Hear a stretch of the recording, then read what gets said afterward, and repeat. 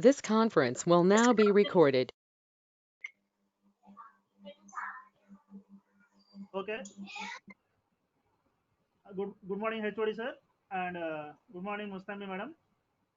So today we are going to conduct online revision class on VLSI design.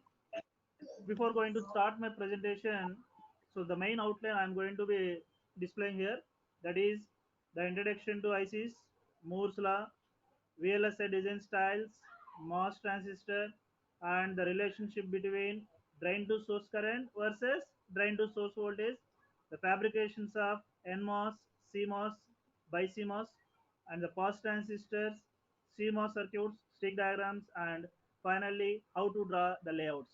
So almost I am going to cover the first three units, the important topics which will be useful for the final examinations which you are going to be appeared. Okay. So now I am going to start my presentation. So please all of you mute your mics and try to hear what I am going to say. Okay. So first of all, before going to start the ICs, the first generation we are using the vacuum tubes. So in 1946 to 1958. So you can see the images in our screen. So that is the vacuum tubes which are going to be occupying a large room, and they are dissipating more speed, sorry, dissipating more power, and they are going to be very slow in process.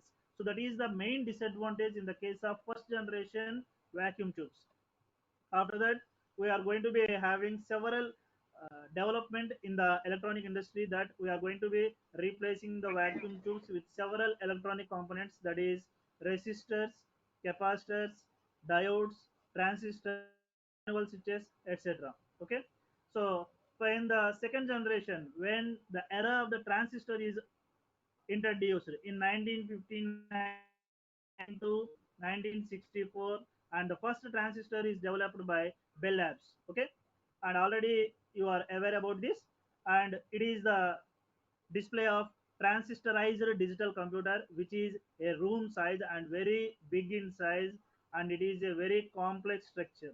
Okay, and when the ICs are going to be introduced, the first IC is developed by Jack Kilby in 1958, and the generation is in between 1965 to 1970. Okay, and here all of you should concentrate on ICs. Why we go for the integrated circuits? So if you can observe the fourth generation, the 1971 today, so what we are going to be using, the ICs will be the 1971, and here this particular IC is very small and we can put in our finger. Okay, so before going to know the integrated circuit, why we require the integrated circuit? So here for the integrated circuits, we are going to be having the two questions. The first one is why the electronics, and why we use the ICs to build electronics. Okay. So students, are you listening? Okay, I think all of you are listening very carefully. So let me continue my session. So here the electronic components are going to be surrounded overall world. So if you can observe in this image, you are having several laptops, computers, mobile phones, automobile industry, medical, satellite communication, navigation. For each and every one, they are going to be interlinked with the electronics, and the electronic components are going to be surrounded with several electronic components, and these particular electronic components mainly we are going to be using the ICs. So it is the first mechanical computer that will be introduced by Charles Babbage, and here the integration of several components, that is the resistors, capacitors, transistors, diodes, and not only this one, we are going to be incorporating so many relays and so many switches in the ICs. So the main purpose of integrated circuit is we are going to be decreasing the compact, and we are going to be increasing the speed, and we are going to be providing this particular ICs with lower cost into the market. So that is the main advantage why we go for these particular ICs which are using in our electronics. Okay, so these are the different products that we are going to be using the ICs. So that is mainly the processors. So the process is a central processing unit, otherwise DSP, digital signal processing controllers, memory chips, mobile communication, audio video processing, programmable memories, embedded systems, and system on chip. So each and every electronic devices are incorporated with several combinations of ICs. So without IC, we can't imagine any electronic component nowadays. Okay, so before going to the ICs, we have to be observe the Moore's law. So the Jordan Moore in 1965 predicted the number of transistor count should be increased on a die would be double for every 18 to 24 months. So generally, it will be going to be exponentially grow with respect to time. So not only the number of components we are going to be increasing. So instead of rather than the increasing of components, we are going to be improving the performance also. So here the improving the performance means the power consumption is going to be reduces, cost will be reduces, and the speed has to be improved. You can observe here in 1971 we are using 2300 transistors with the speed of 1 megahertz clock, and in 2001 we are using 42 million transistors with 2 gigahertz clock. So nowadays we are going to be using more than 2 gigahertz clock signals, and 291 million transistors we are using in our electronics industries. Okay, so it is the main advantage when we are integrating more number of components and we are going to be compacting the size of individual electronic devices. Okay, so you can observe this one in this figure also. So from 1970 to 2000, how the number of components are going to be increases, and how we are going to be following the modules which are going to be drastically increasing year to year. Okay, so we are having different types of ICs. So depending upon the integration technology, we are having different number of technologies, that is small scale integration, medium scale integration, large scale integration, very large scale integration, ultra large scale integration, and system on chip. So up to 100 transistors per chip we are using in the SSI, and after that 100 to 3000 components in the medium scale, 3000 to 10,000, sorry, 1 lakh is LSI, from 1 lakh to 10 lakh in the VLSI. So if you can observe in each and every IC technology, the number of transistor count is increases, and we are going to be maintaining the area to be constant, or we are going to be reducing the area size. But we have to concentrate on the power and as well as speed. So which are the main parameters or the main design issues in VLSI or in IC technology. Okay, so now we are showing the figure, that is the digital logic. So you can observe the some simple example of 7400 NAND gate IC we are displaying here, and here we are representing a black box, so which is not related to this NAND gate, but the black box which will be having the relation in between inputs and outputs, and we are displaying some truth table already. The black box, truth table, sum of products, boolean logic, minimization. So all the topics that we are learned in the STLD in our 2.1 and 2.2 at the time. And after that in 3.1 you are learning about how to draw a CMOS circuit in the digital IC application. So here we are displaying a simple CMOS NAND gate with the two NMOS transistors and two PMOS transistors.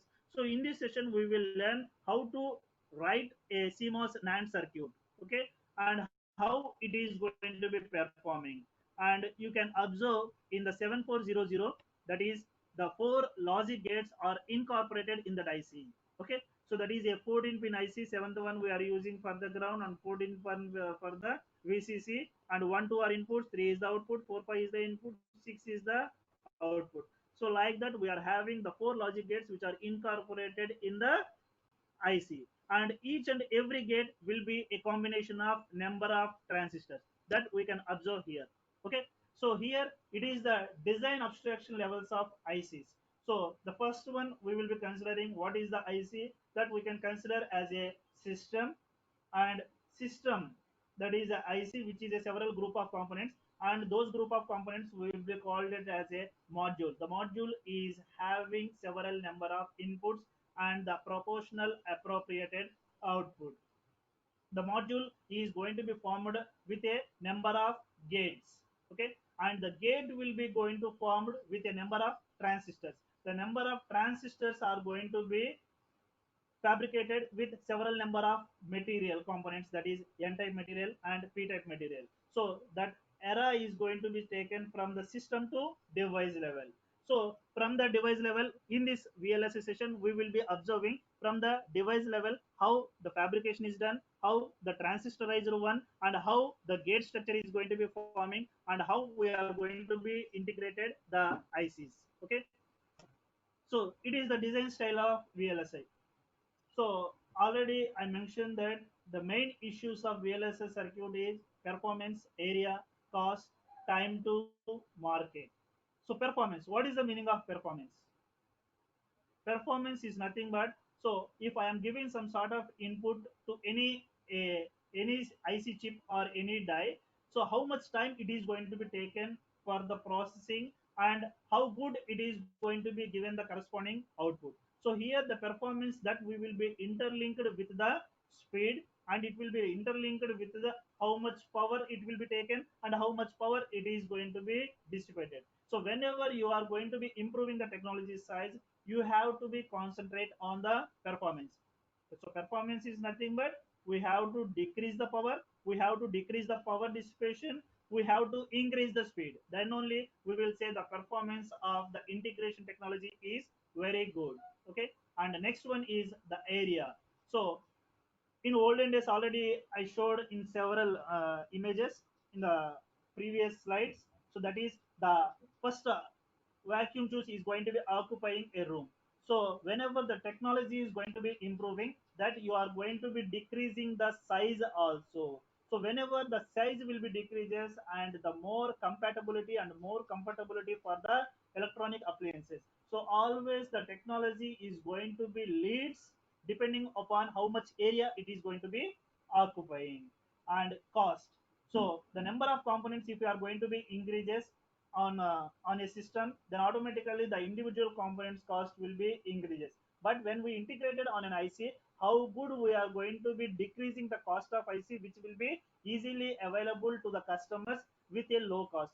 If you are going to be incorporating more number of features and you are going to be providing for a more cost, then the customer is not going to be taken that particular technology. So he is not going to be ready to adopt that particular technology. So that's why we have to concentrate on the cost also, and this particular cost is mainly depending on how many number of failure chips that you are going to be decreasing.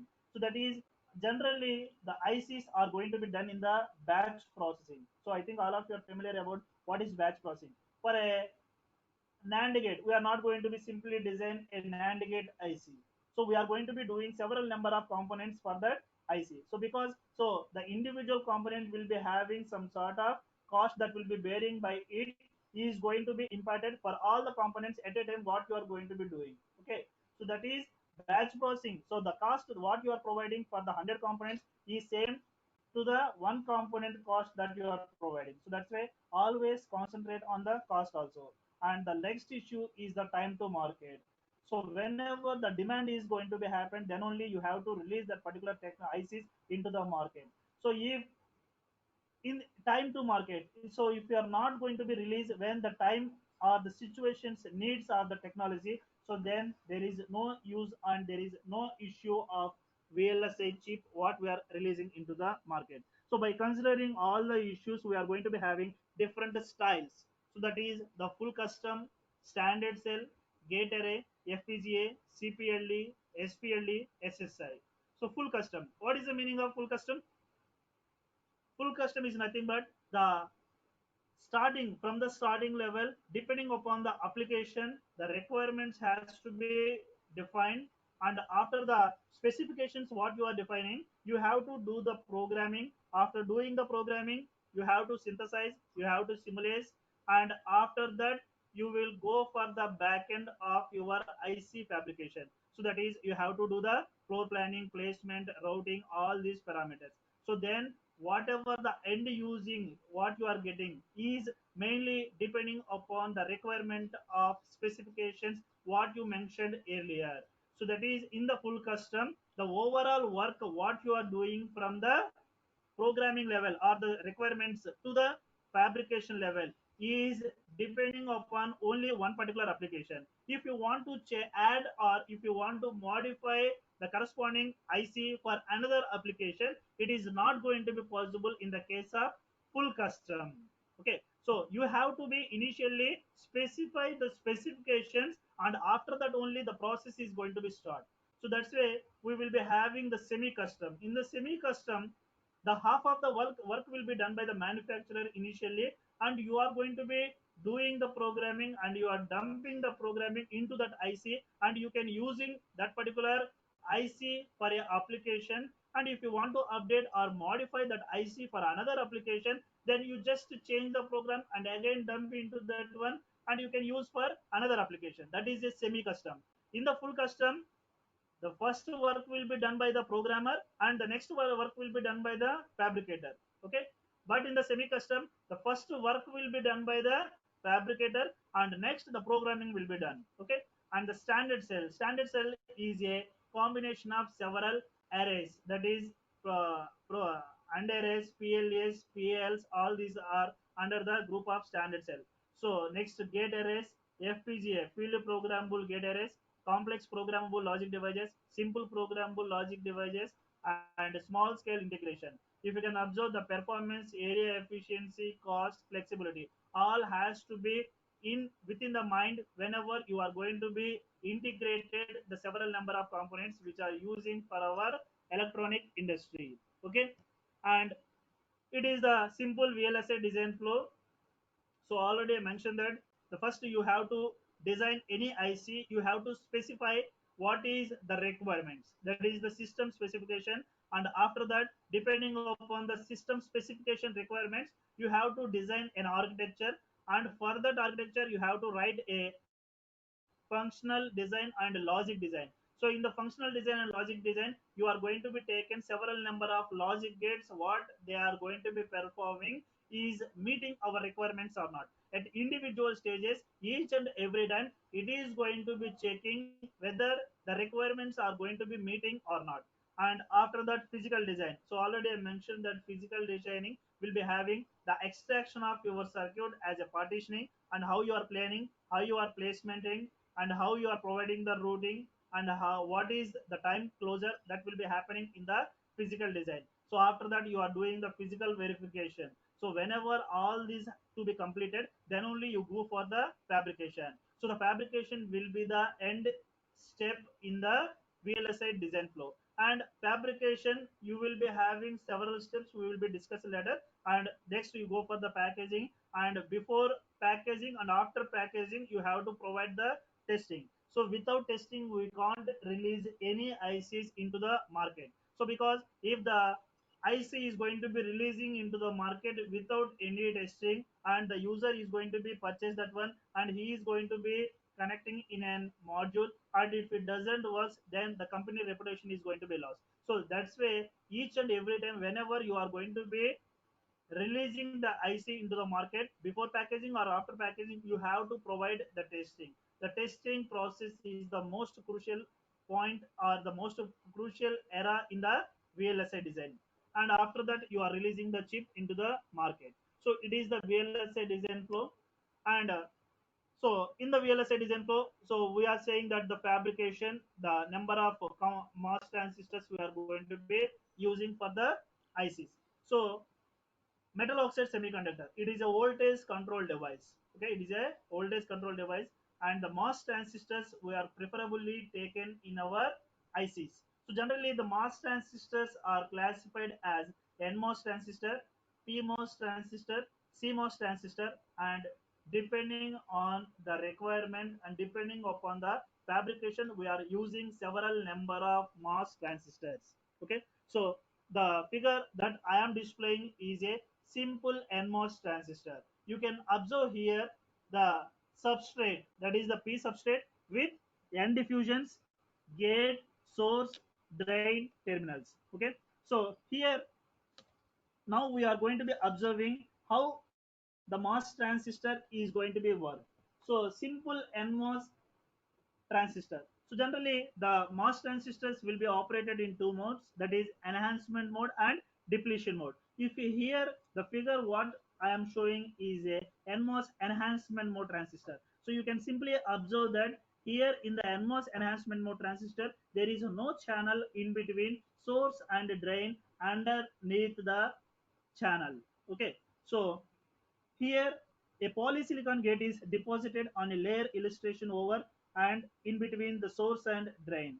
The basic enhancement mode device in which the channel is not established and the device is in non-conducting condition. That is, VD is equal to 0, VS is equal to 0, VGS is equal to 0. Okay. If the gate is connected to a suitable positive voltage with respect to the source, then the electric field established between the gate and the substrate gives rise to a charge inversion in the substrate under the gate, and a conducting path is formed between source and drain, so which we will be observing in the figure 1. So you can observe the difference between figure A and the previous slide. In the previous slide there will be no channel in between source and drain, but in the figure A you will be having a channel that will be forming in between source and drain, but even though the current is not transferring from source to drain. Okay, so for the establishment of channel, a minimum voltage level of threshold voltage is to be established between gate and source, but no current is flowing between source and drain. Okay, so whenever we are going to be applying the VDS, so now we are observing the figure B. Okay, so here for the gate formation you are applying a threshold voltage, that is VGS minus VT, and in the figure B you will be observing you are going to be increasing the VDS. Okay, so when VDS is less than VGS minus VT, then the device is in non-saturation region. Okay, so according to its capacitive nature, an inversion layer is formed.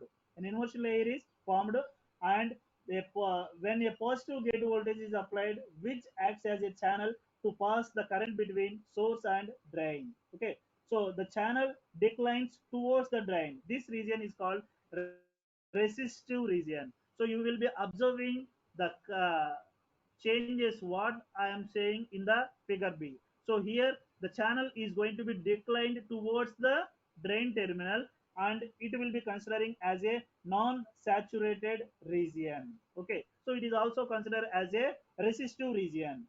Okay, so when you are going to be increasing the VDS more than that previously, so that is if the VDS is greater than VGS minus VT, then the channel is going to be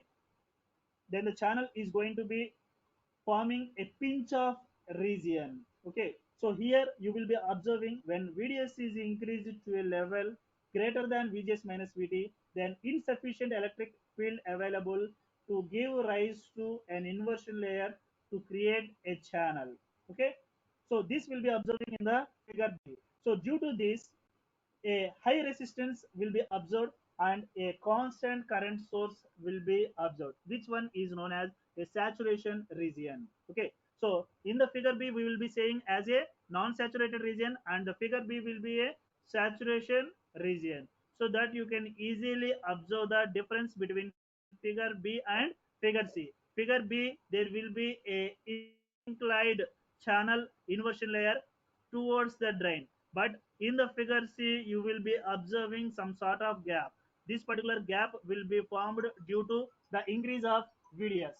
Due to the increase of VDS. Okay, so then the pinch off region is to be observed. So how much threshold voltage that you are going to be applying is depending upon the VDD you are applying and how much VGS you are going to be taken. Okay, so it is the simple NMOS enhancement mode operation, and here initially in the enhancement mode there will be no channel in between source and drain, and depending upon the threshold voltage the channel is formed and it is going to be controlling the flow of current in between source and drain. So exact oppositely in the depletion mode transistor will be happen. So there will be having a channel depending upon the VDS you are applying. The channel is going to be closest and the current is going to be controlling in between source and drain. And first you should learn what is NMOS enhancement mode and the three regions of operation.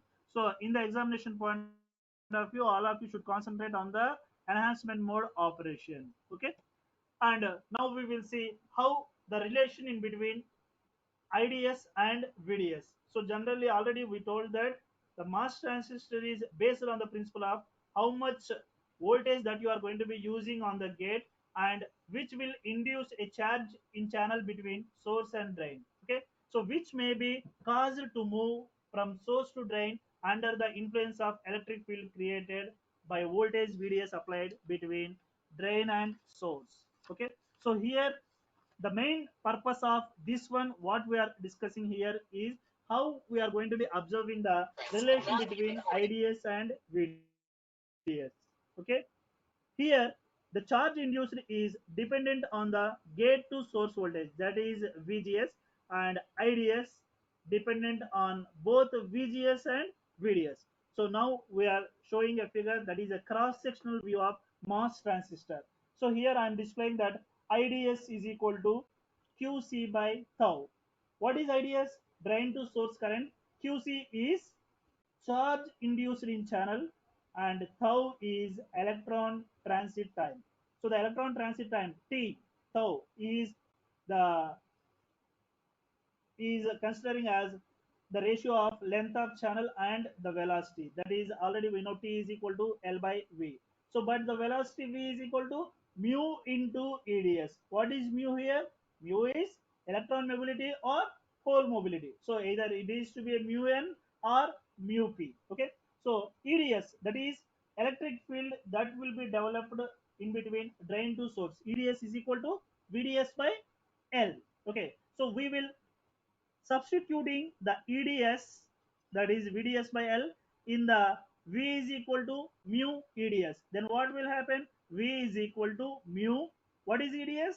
VDS by L. So V is equal to mu VDS by L. And here already we know T is equal to tau is equal to L by V. So that this particular V we are substituting in this equation, then TSD is equal to L square by mu VDS. Okay, so the mu will be either mu n or mu p. Mu n is equal to 650 centimeter square per volt second, and mu p is equal to 240 centimeter square per volt second. Okay, so now we will be observing the non-saturated region. So already in the MOS transistor operation we are discussing the non-saturated region. Here the charge is induced in channel due to gate voltage, which is due to the voltage difference between gate and source VGS. Okay, the voltage along the channel varies linearly with distance x from the source due to the IR drop in the channel. So in the non-saturation region generally, so the resistive region, the voltage, the VDS what we are taken is half. Generally, we are assumed as VDS by 2. That is the voltage drop. So then the effective gate voltage already we know that VG is equal to VGS minus VT. Okay. So now we are going to be deriving the equation for the IDS versus VDS. So we know the basic equations that Q is equal to CV. So I think all of you are remember that what is Q and what is C and what is V. So what is Q? Q is the charge, C is the capacitance, V is the voltage. Okay. So Q is equal to CV. C is epsilon A by D. Already we know epsilon is nothing but epsilon is epsilon naught A. A means area by D. D is the thickness of plates. So epsilon in epsilon naught A will be considering as W into L by D.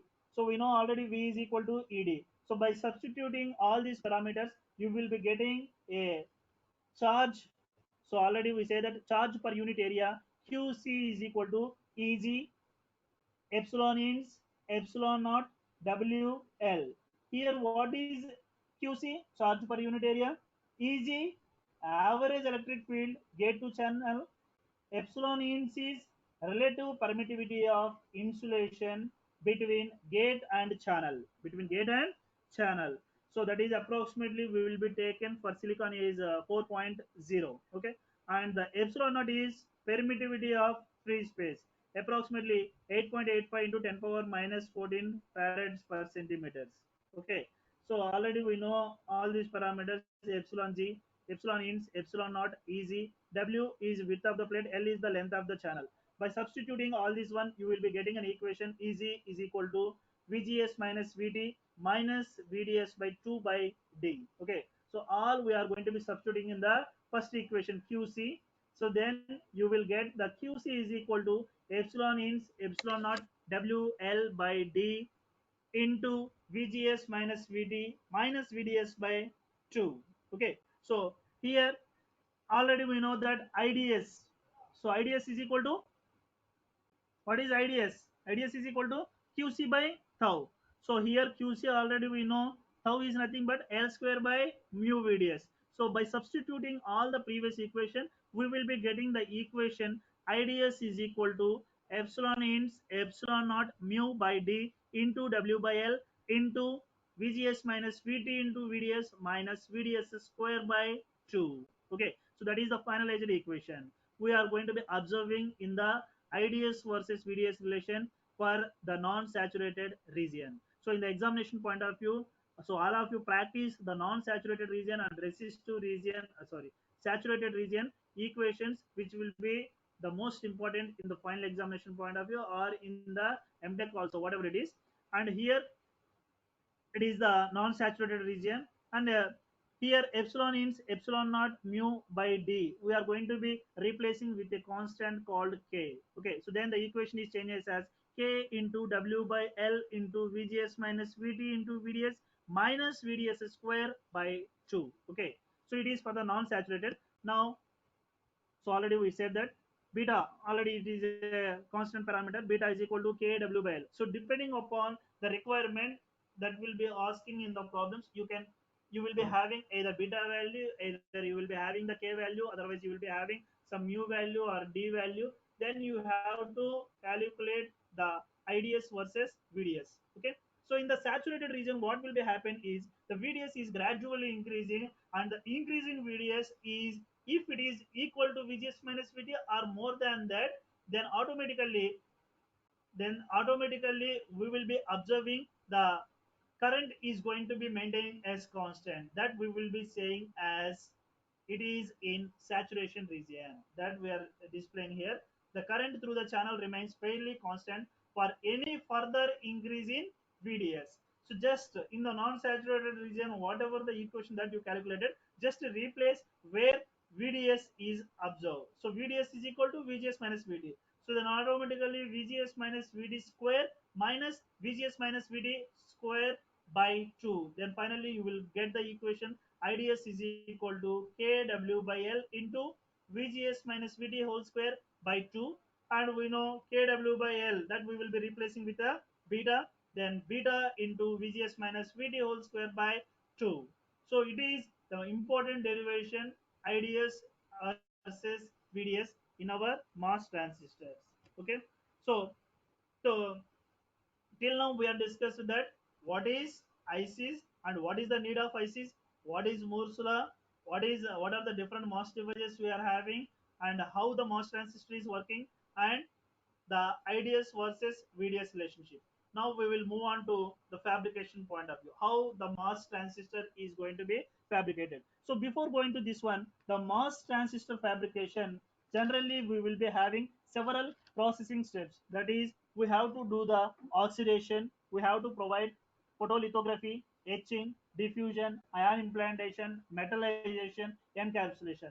These are the several processing steps that we are using in the fabrication. Okay, so what is the meaning of oxidation? So before going to start this one, we will be having simple discussion about oxidation.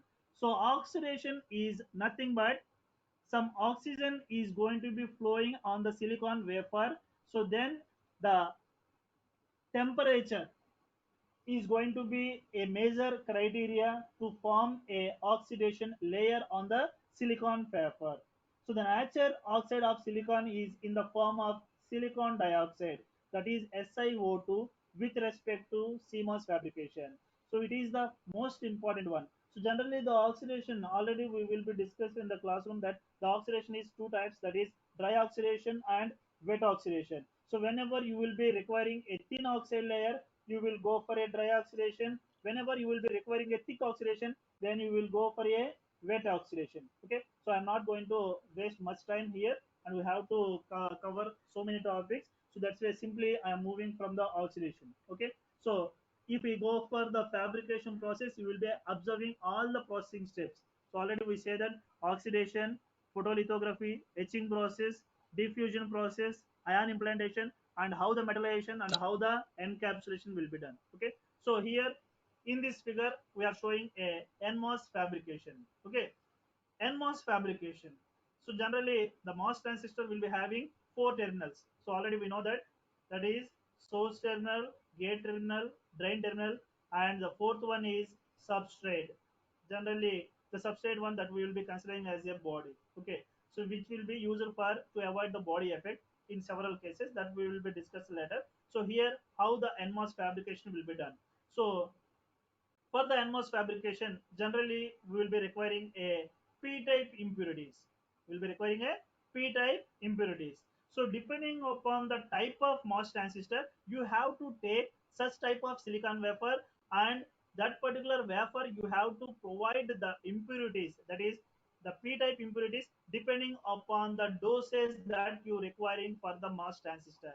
So here the P-type impurities are diffused into the substrate. Before diffusing into the substrate, it is a normal simple silicon wafer substrate, normal substrate. Just we are converting that substrate as a P-type substrate. Okay, so for a NMOS transistor you will be requiring P substrate. For PMOS fabrication you will be requiring N substrate. Okay, remember this one. Okay, so the doping concentration here we are mentioning is 10 power 15 per centimeter cube to 10 power 16 per centimeter cube, and the resistivity is 25 ohm centimeters to 2 ohm centimeters. So these specifications is not going to be constant. It will be changes with respect to the type of NMOS transistor you are designing. Okay, so we will move to the next slide. Okay, so here the normal substrate we are turning into P-type substrate. Okay, so before going to fabricate an NMOS transistor, the substrate is going to be having a uniform distribution of the thickness. Okay, for this purpose we are going to be taken a thick oxide layer of the thickness 1 micrometer is grown over P substrate. Okay, so that will be grown on the SiO2. So generally this particular silicon dioxide layer in the form of thick oxidation, what we are doing is isolates the substrate onto which other layers may be deposited and patterned. So whatever the devices that you are going to be doing on that particular substrate is not going to be damage your P substrate. So for this purpose we are going to be taking a thick oxide layer. Okay, so here we are taking the thick oxide. Thick oxide is nothing but you have to provide wet oxidation. Okay, so next we will do the photolithography. So what is photolithography? To select a particular area where you are going to be fabricate a NMOS device. Okay, it is a process. In this photolithography generally we will be having a photoresist material, already we know, and a mask and UV rays. So these three will be combining a photolithography technique. Okay, so here after thick oxide layer, that is in the point 2, we will be placing a photoresist material on the oxide layer. Okay, so substrate, P substrate, thick oxide layer, on that one we are placing a photoresist material. Okay, next here on the above the photoresist material with some distance we are providing a mask. Okay, so here the mask will be different types. So in this mask we will be having some portions the transparent and opaque. What is the meaning of transparent or what is the meaning of opaque? Transparent is nothing but whenever you are going to be exposing some sort of rays on one side of your mask, then they are going to be exposing the other side, so then that will be considering as a transparent. Okay, and the opaque, which doesn't allow the UV rays from that mask, that is a opaque region. Okay, so on the photoresist material you are going to be placing a mask and you are selecting a portion of opaque region and transparent region. Okay, so wherever you are going to be placing a mask device will be covered with a opaque region. So then you are going to be exposing the UV rays onto that photo mask. Okay, So you will be observing in the figure. So on one side you are exposing the UV rays, and through the transparent the UV rays are going to be deposited on the photoresist material, and through the opaque region it doesn't. Okay, so through the transparent the UV rays are going to be flowing, that particular is going to be hardened. That particular is going to be hardened, and the unexposed region of photoresist layer is unaffected, and it will be removed by dipping into the development solution. So here the photolithography and etching, these two are interlinked with each other. Okay, in the process of photolithography we have to take the help of etching. So what is the meaning of etching? The removing of unwanted portions. Removing of unwanted portions. Okay. So in the sixth point, you will be observed the oxide layer, which is not covered by the photoresist material, is etched away. Etched is nothing but removed after dipping in a buffered hydrochloric acid. Buffered hydrochloric acid. So now in the sixth figure, you will be observing the P substrate, and we are opening a space for a MOS transistor. Okay. Now the remaining photoresist layer is removed when you are dipping the substrate into an hot acid. Okay. So overallly we are opening in the seventh figure that this particular substrate is ready for a NMOS fabrication. Okay. After doing all this one, you have to be in your mind that you will be form a MOS transistor. So if you can observe the MOS transistor, generally it will be having, you have to form the three terminals: source, drain, and in between you will be having the gate. If you can observe the gate here, if you can observe the gate here, so the gate that we are considering with a red color, that is the polysilicon material, and underneath the gate, so under the gate you will be having some blue, that is the oxidation layer. So that particular oxide layer you have to be formed. For this purpose we have to be doing a thin oxidation layer is formed with the thickness of zero point 0.1 micrometer. Okay, thick oxide is 1 micrometer. Remember that one. So the thick oxidation is done before going to be doing the photolithography. So at the initial stage, whenever you are going to be doing the gate terminal, you will be taken the help of thin oxidation. Okay, so now the thin oxidation is uniformly distributed on the P substrate. Okay, after that you have to form a polysilicon, that is a polysilicon material. So with the polysilicon material we are going to be forming a gate. So generally the polysilicon attempts to crystallize. So that is the silicon attempts to crystallize, but you can't find a crystalline structure for reference. Okay, so it is in the formation of crystallites. It is in the formation of crystallites. Crystallites is nothing but which are small regions of silicon crystal. Okay, so generally the polysilicon material we are going to be using for a gate terminal. It is a universal material. We will be shortly calling it as poly, or simply polysilicon.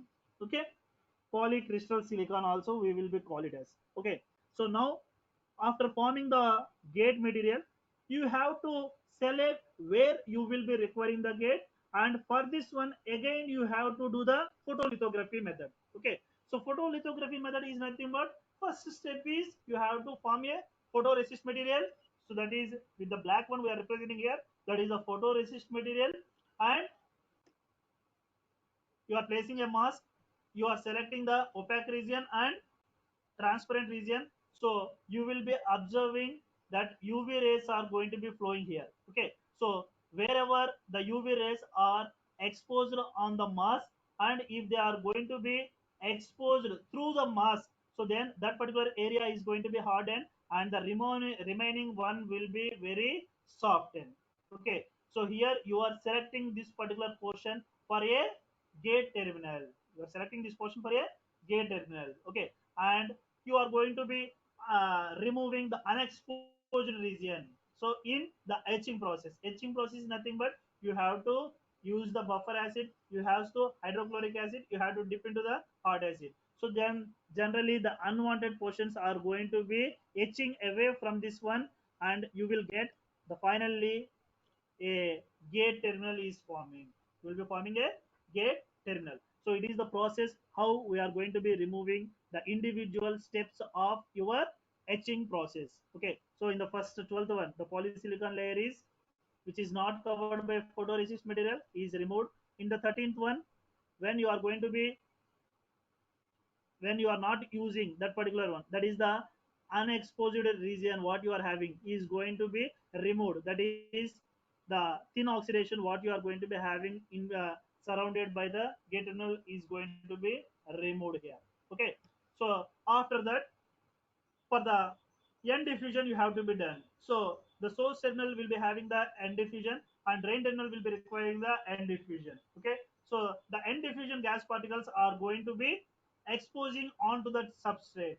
So then depending upon the diffusion, they are going to be forming a diffusion into your substrate. Okay, how much gas particles you are going to be diffusing and how much speed they are going to be taken, they are going to be forming a source region and drain region in the substrate. The n-type impurities gets diffused into the substrate and n plus diffusion layer of thickness 1 micrometer is formed, which will be serving as source and drain terminals. Okay, so here you are forming a source, drain and gate terminal.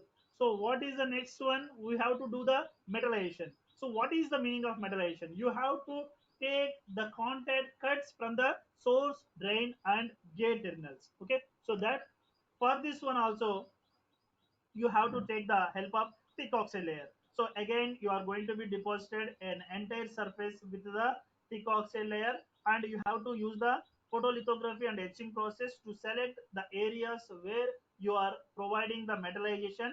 So in the 17th figure we are opening the spaces for the contact cuts, and then you are doing the metallization.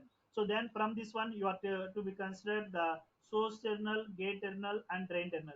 So whenever you are doing the metallization, the metal leads are incorporated in the diffusions of N in source terminal and drain terminal, and as well as the gate terminal also the metallization lead will be done. Okay, so whenever you are going to be providing the gate to source voltage or VDS, then the corresponding current will be going to flow and the channel is going to be forming, and the current will be flowing from source to drain and drain to source. Okay, so it is a simple NMOS fabrication. So by observing this one, you will be you can be imagine how the PMOS fabrication. Only the difference is instead of P substrate, you have to take the N substrate, and remaining all are same. The processing steps are same.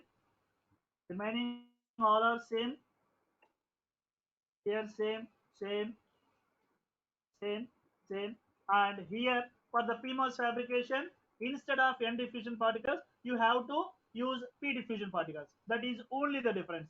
Initially N substrate, and here P diffusion gas particles, and the remaining processing steps are very common. Okay, so the processing steps what we learn for the NMOS is almost the same processing steps that we will be using for the PMOS, CMOS, NWEL, PWEL, twin tub and BiCMOS, whatever the fabrication that you are doing. Okay, so in the examination point of view, fabrication steps may be important, and the NMOS fabrication or PMOS fabrication, any one you can expect in any sets.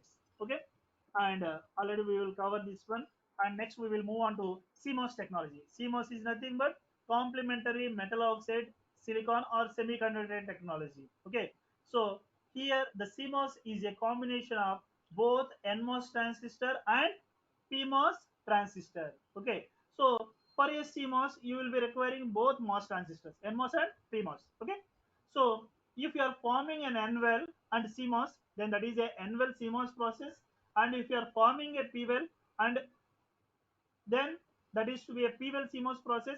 If you can use both NWEL and PWEL, then that is a twin tub process, and the last one is silicon on insulator, SOI. It is another one. Okay, so in our BTech syllabus we will be having CMOS NWEL process and PWEL process. Okay, simply we will over through all these processes. Okay, so first of all, I'm showing the figure of CMOS NWEL, which will be having both NMOS and PMOS. So here you will be observing the first one. So first you will be having some idea how the NWEL CMOS will be. So that's why I'm showing this one at initial stage only. And here you are taking a simple substrate. Next, what is the step you have to do? You have to form the substrate into a P substrate. So just simply I am going to be moving without wasting my time. We have to cover so much of topics. Okay. So already you are aware about this.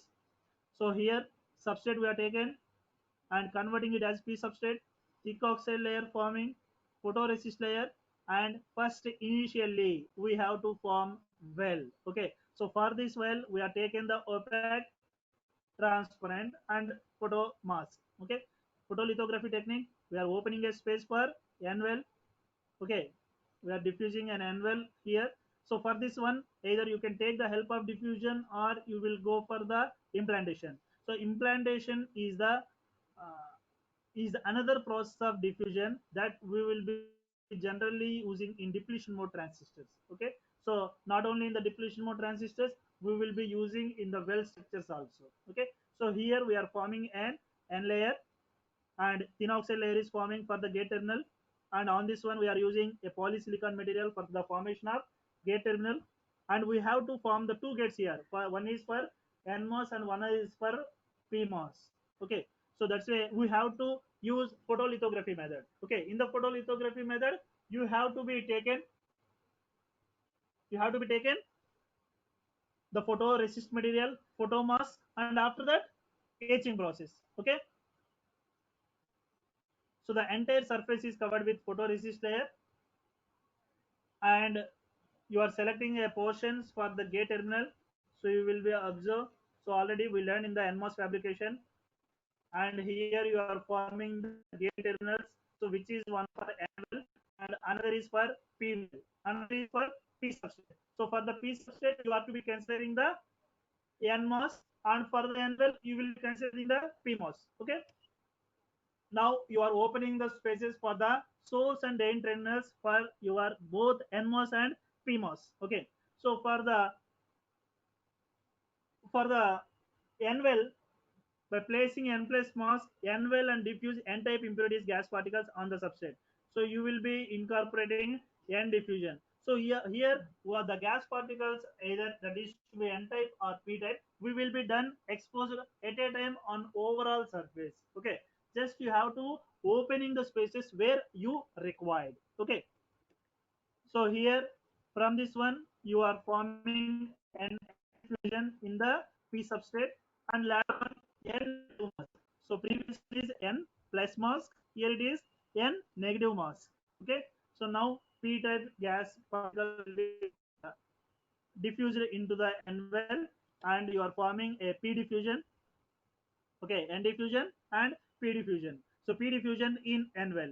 So after that you have to provide the metallization. Metallization is nothing but you have to opening the contact cuts, and you have to providing some sort of leads into the diffusions of your NMOS and PMOS for the external connections where you are required. Okay, after this we are providing the metallization. So here it is the final CMOS NVEL process. Okay, and whatever the steps that you learn in the NMOS fabrication is simple and similar to PMOS, and as well as for CMOS NVEL, CMOS PVEL, and next CMOS window also. Okay, so now twin tube CMOS fabrication. Okay, so you will be observing it is a finalized figure of twin tube CMOS fabrication. So for the twin tube fabrication, generally we have to be taken a sapphire material. We have to be using the epidoxial growth. So what is the purpose of epidoxial growth? So generally the epidoxy is considering as homoepidoxy or heteroepidoxy. So because you are going to be forming two wells on a simple substrate, whenever you will be requiring the two wells on a single substrate, then it will be withstand for so much of external burden that you are providing. Okay, so it has to be having that much of robustness. For this robustness you have to be requiring a epidoxial layer. The epidoxial layer is nothing but homoepidoxy or heteroepidoxy. Homoepidoxy is nothing but the growth of a layer of the same material as the substrate. If you are using a silicon material and you are going to be using the epidoxial layer of silicon, then Si on Si, that is a homoepidoxy. So hetero means the silicon material substrate you are having, and you are going to be growing a layer of gallium arsenic, then that is a heteroepidoxy. Okay, so this particular epidoxial growth can withstand for the formation of two tubs in the CMOS fabrication. Okay, that is N well or N tub, P well or P tub. Okay, why we go for this one? Already we say that epidoxial growth is useful for the application for the high purity, low defect density, and whatever the abrupt interfaces that will be occur when the both combination that we are going to be using side by side, and it will be controlling the doping profiles, high repeatability, uniformity, safe, efficient, and efficient operation. Okay, it can create clean, fresh surface for device fabrication of your CMOS twin tub. So that's why we are using the epidoxial growth. And these are the several epidoxial properties. So no need of this one. So simply I am going to be moving from the CMOS twin tub. So all of you observe here P substrate. So generally we will take the substrate, converting it as a P substrate, thick oxide layer, photolithography, slowly observing. Here we are forming two wells, N well here, P well here. Photolithography etching process we are taken here. Thin oxide layer. We are selecting the gate terminals by placing the mask, photolithography and etching process. Selecting the portions, N plus mask. N gas particles are going to be diffused into the P well. So then the N diffusion. And next by using N negative mask, P impurities are going to be diffused into the N well, and you are forming P diffusion, contact cuts to be opened, and finally the metallization will be done. It is the both N well and P well that will be forming on a single substrate. The substrate will be either P substrate or N substrate depending upon the requirement, and the resistivity you should select anyone. Okay, so the last one is silicon on insulator. Yeah, SOI. Riaz, Okay, Mr. Riaz, huh? sir. Yeah, you can Yes, sir, just, sorry please. for interruption. I just want to address the students for a couple of minutes. So probably you'll be ending by 12:30, right, Mr. Riaz? Nearly 12:45, sir, because the Yeah, you session can end started up at at 12 because students have to join another session at 2 o'clock. You can continue in the next session, or the classes are being held on alternate days. So you can also choose a day on which there are no sessions, so you can conduct if you want to extend. Okay, that should not be a problem. Huh? okay, no problem, sir. Right, In the right, right. next session, Anyhow, I may continue this one, sir. yeah. You can just Sure, wind sir. up at 12:30 and you can continue in the next session. Okay. Dear Okay, okay, students, sir. అంతా బాగానే ఉంటున్నారు కదా. So sir will be continuing after I just give my short message. So you see, మనకి ఇప్పుడు ఎక్కువగా concentration ఏమిటంటే ఈ end of this month you will expect the examination schedule from JNTU, అందుకని రివిజన్ క్లాస్ పెట్టాము. So this is just to brush up the like a revision, right? Obviously to recollect whatever discussions we have done during the regular class work. అయితే దీంతో పాటు ఈ placements కూడా awareness అని చెప్పి మీకు ఒకసారి list of activities, upcoming activities ఏమిటన్న దాని మీద tomorrow we are having meeting from 9:30 to 11. So the training and placement team and the EC faculty will be joining. అయితే మనకి ఇక్కడ ఏమిటంటే సో ఈ 2 months మీరు పార్టిసిపేట్ చేశారు బాగానే, బట్ నాకెందుకో అంత I'm not very much satisfied, right? There are some complaints that some of the students are not properly responding, and they are not showing inclination for placement activities. Please understand that ఇక ఏం దేశం మన ప్రపంచం ఏం తలకిందులు అయిపోలేదు. Okay, right? It's like only a pause button that has happened. ఆ తర్వాత probably in another 6 months again everything will be probably right on track. Okay, right? ఎప్పటికీ మనకి ఫ్యూచర్ ఎలా ఉంటుంది అనేది ఎప్పుడు తెలియదు మనకేమీ. But please understand that you are going to complete your final year and you have to land in a job. Okay, right? ఇక్కడికి మనమే అంతరించిపోవట్లేదు మనమేమి. సో అందుకని please be serious, and whatever placement activities are there, please attend to them. Okay, right? And coding లేకుండా jobs లేవు. Coding అనేది కంపల్సరీగా చేయాల్సిందే jobs లో. ఓకేనా? ఏ జాబ్కి వెళ్ళినా సరే కోడింగ్ అనేది ముఖ్యం.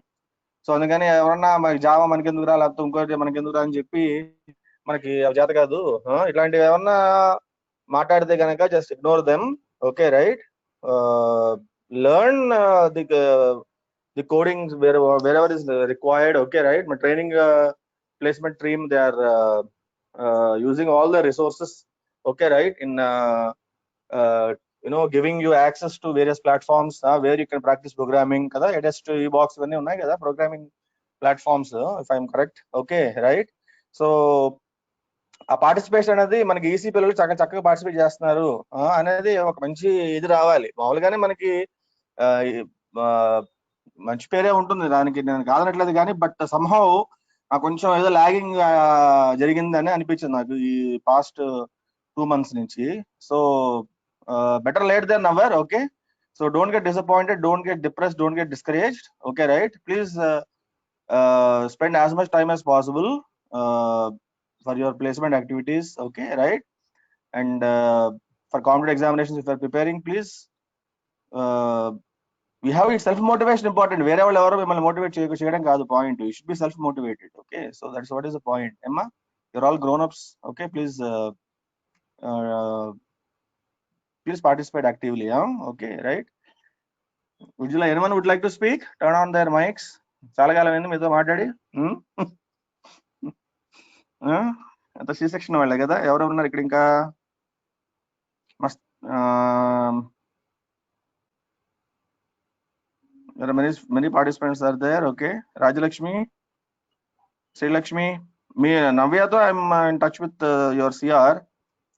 Suryateja, Sai Krishna. Okay, anyone we have any concerns, please feel free to send me a message through your CR, or directly you can send a message to me. Okay na? So active ga participate cheyandi. Okay, right. Please attend all the revision classes, both the sessions in the morning and the afternoon. Alternate days మనం conduct చేస్తున్నాం. Please understand that. Okay, sorry, Mr. Riaz, thanks for your time. Please carry on. Okay, sir. So let's back to the next one is silicon on insulator. So it is a SOI. So generally this particular SOI is a semiconductor fabrication technique, and it will be developed by the IBM. So which they are using the pure crystal silicon and silicon oxide for integrated circuits and microchips. Okay, so why they are going to be using the SOI?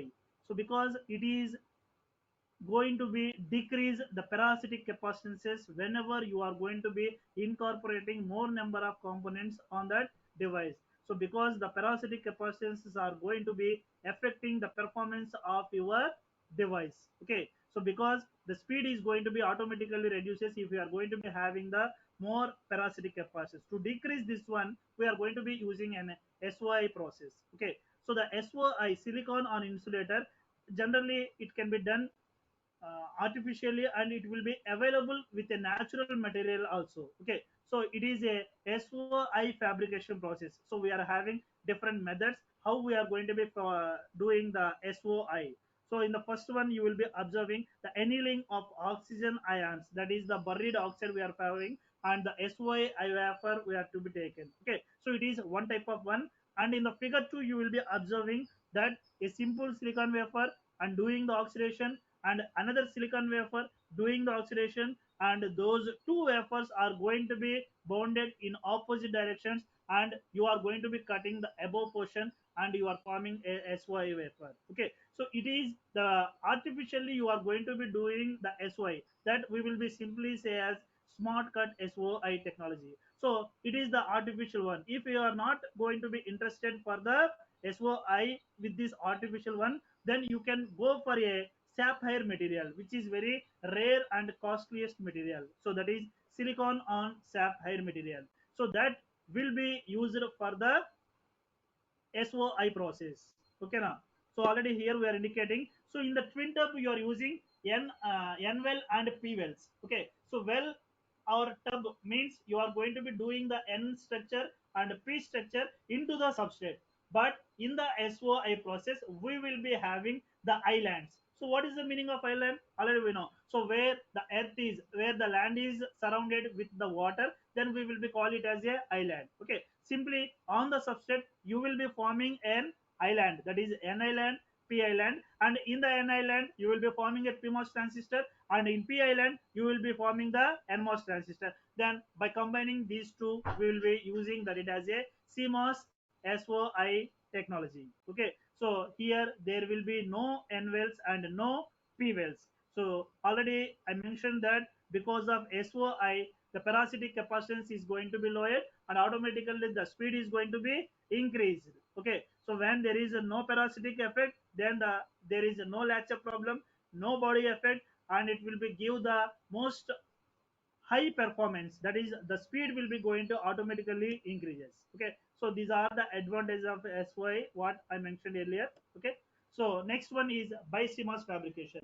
So in the BiCMOS fabrication, we are going to be using this BiCMOS for driving capability. So generally the CMOS is for logic purpose and bipolar transistor. So BiCMOS is a combination of the bipolar transistor and a CMOS transistor. Okay, by combining these two properties, we are going to be using the BiCMOS. Okay, so wherever you will be having the driving facility, wherever you will be having the problem of latch up, then you will go for the BiCMOS. Okay, so how the processing is going to be done, and already we mentioned how the processing steps is to be happened. Just simply I am going to be move on, and already I am provided this material to you. Just observe how the processing is done. Okay, so simple substrate we are taken, P substrate, either you can take an substrate, whatever it is, no problem. Here P substrate we are taken, oxide layer forming. First N plus burial layer we are going to be forming here. So how we are forming N plus burial layer? Again we have to be taken the help of photolithography and etching process. Photolithography is nothing but you have to use the photoresist material, photomask, UV rays, and the select the portion, and after that you are doing the etching process. In that etching process, you are going to be removing the unwanted portion and you are opening a space for the N plus burial layer. Okay, if you are taken the N substrate, then you will take the P plus burial layer. Is it clear? Okay. Okay, next one, you're taking the epitaxy layer. So this particular epitaxy layer is grown onto the surface, which can withstand for the two wells what you are forming for the CMOS configuration. Okay, so we are taking the epitaxy layer. Next, opening the N well, that is by exposing the N impurities into the device. Next, P epidoxy. In the P epidoxy, we are going to be forming NMOS transistor. In N well, we are forming PMOS transistor. Okay. Here, oxidation, polysilicon, PMOS. Here, N plus emitter. At a time, we are doing the N type. P diffusion. Observe here, we are opening the contact cuts. And finally, we are displaying that the combination of both NMOS, PMOS for the CMOS, and next we will be having the NPN transistor. Okay, so if I take the N substrate, then you will be forming a PNP transistor. Okay, so if you are taking P substrate, then you are forming an NPN transistor. Is it clear? So in our syllabus point of view or examination point of view, more BiCMOS may be uh, not asking in recent days, no problem. Just you should go how the processing steps is going to be taken. Okay, and it is the simple comparison between CMOS and bipolar. Okay, so CMOS is a low static power dissipation, and bipolar is a high power dissipation. CMOS is high input impedance. Here it is low input impedance, high noise margin.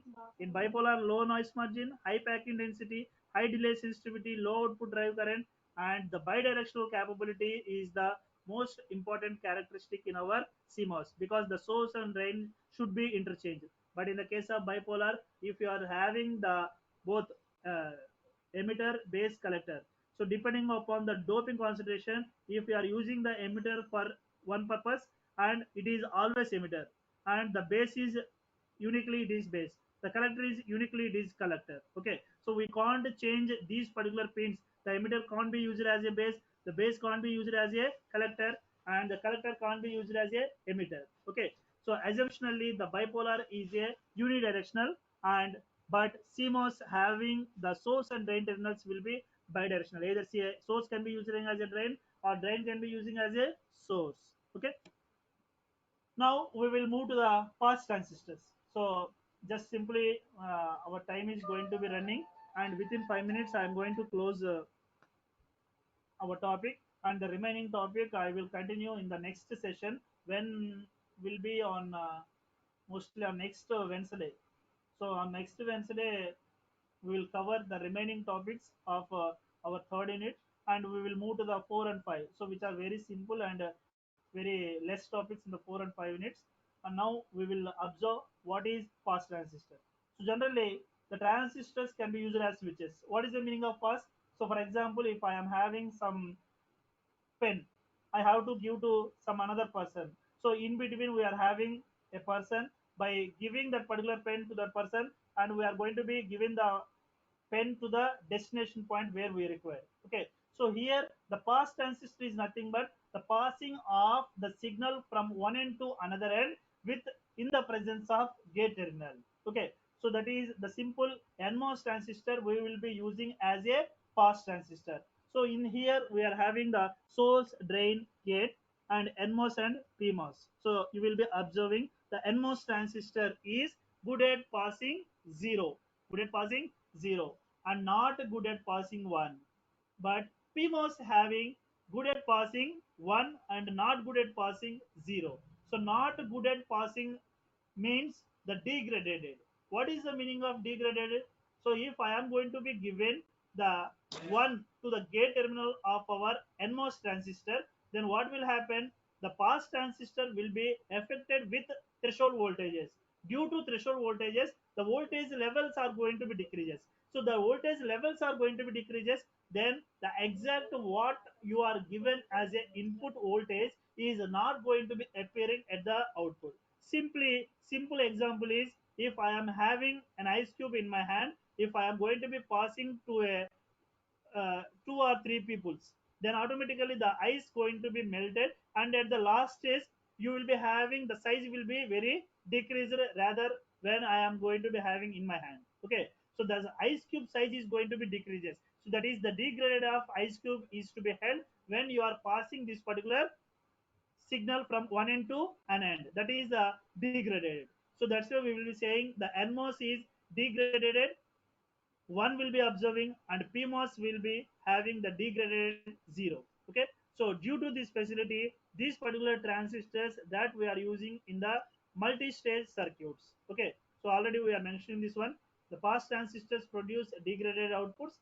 Transmission gates pass both 0 and 1 well. Okay, so here we are displaying this one. NMOS is on when you are applying logic 1. PMOS is on when you are applying logic 0. Okay. So if you are going to be placing two NMOS transistors in series, then what will happen? It will be going to form a product logic, that is the AND logic.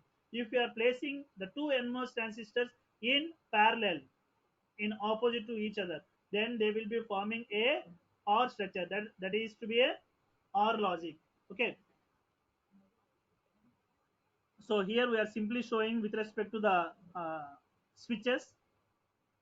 You can observe in the figure A, figure B, figure C, and figure D. Okay, so depending upon the points that you can be observe here.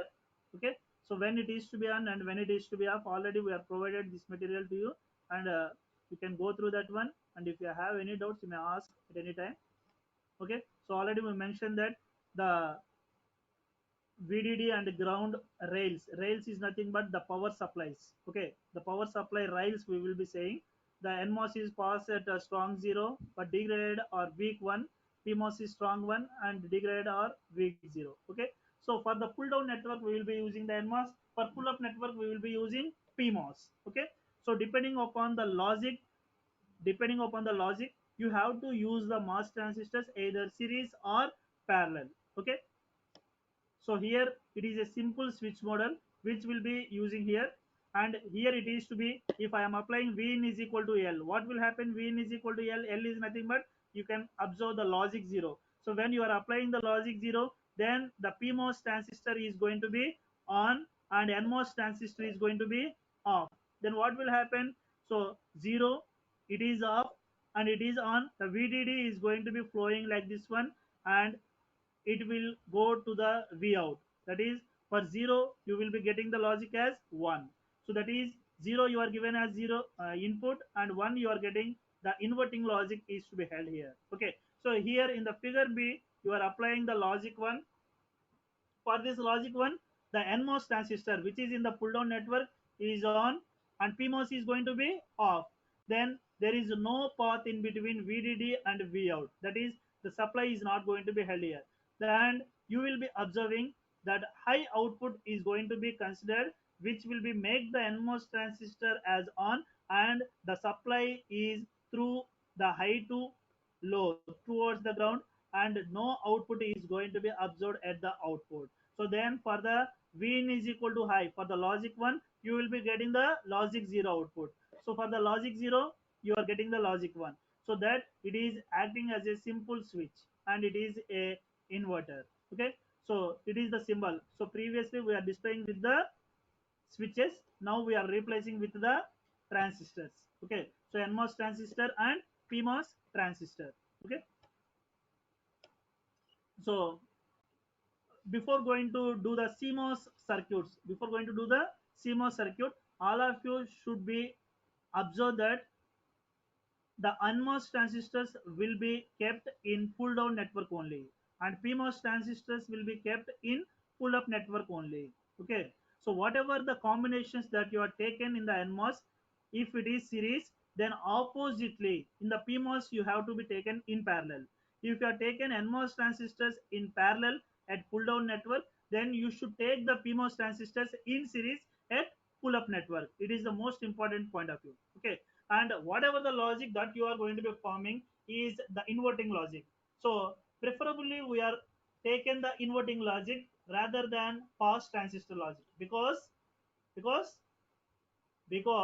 the pass transistors are affected with threshold voltages. So due to the threshold effects, the logic levels are going to be degraded, and we are not going to be getting the exact logics what we are expecting. That's why we are doing the inverting logic. So the simple inverter already we know, and the simple inverter we are going to be replaced with the different combinations of pull up networks and pull down networks. Here a simple complementary CMOS transistor. Okay, so in the pull down network we will be using NMOS only, in the pull up network you are using only PMOS. Okay, so they are dual to each other. Dual is nothing but opposite. Okay, so here we are already discussed that the two NMOS transistors will be in series, so then it will be forming A and B, and if you are placing in parallel it will be forming A or B. Okay, it is for NMOS transistors and it is for PMOS transistors. Here we are placing in series, then you are forming OR logic, NOR logic, and if you are placing in parallel you will be getting a NAND logic, that is the product logic. Okay, already we mentioned that it is going to be following the De Morgan's law. A plus B whole bar is equal to A bar into B bar. AB bar is equal to A bar plus B bar. If you require an AND gate, then what you have to do? You have to first form the NAND gate, and after that you have to place an inverter. Then you will be getting the AND logic. Okay, so don't go directly for the AND logic. So if you want an AND gate, you can simply take the inverting logic. Then you will be getting AB bar. Okay, so if you want AND gate, then you should take the NAND gate and after that you have to place an inverter. Then you will be getting the AND logic. Okay, so don't go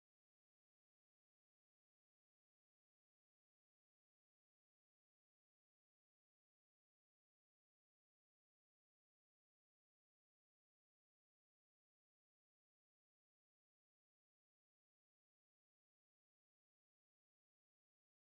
and PMOS transistors will be taken in parallel at pull up network.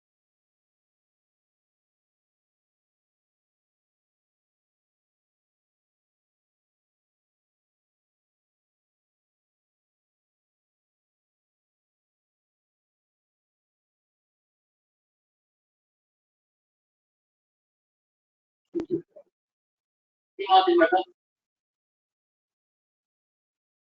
So in this session, I am going to explain the CMOS inverter. After that, I can conclude. Then the CMOS inverter.